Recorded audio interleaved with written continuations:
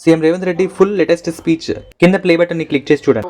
10 ఏళ్ళు ఎవడు వచ్చినా, ఎవడు ఏడ్చినా, ఎవడన్నా పోయి బాయిలో దుంకి సచ్చినా ఇందిరమ్మ రాజ్యమే ఉంటది, రైతు రాజ్యం ఉంటది. వ్యవసాయం దండుగ కాదు, వ్యవసాయాన్ని పండుగ చేసి ప్రతి కాంగ్రెస్ పార్టీ కార్యకర్తను వాళ్ళ జీవితాన్ని ప్రజలకు అంకితం చేసే విధంగా మన పరిపాలన ఉంటుంది.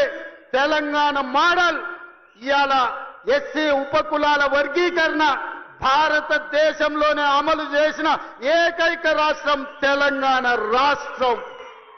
అదే విధంగా 1931లో బ్రిటిష్ వాళ్ళు కులగణన చేస్తే 100 ఏళ్ల తర్వాత భారతదేశంలో మొట్టమొదటి రాష్ట్రం తెలంగాణ రాష్ట్రం. జనగణనలో కుల గణన చేసి దేశానికి ఆదర్శంగా నిలబడి నరేంద్ర మోడీ మెడలు వంచి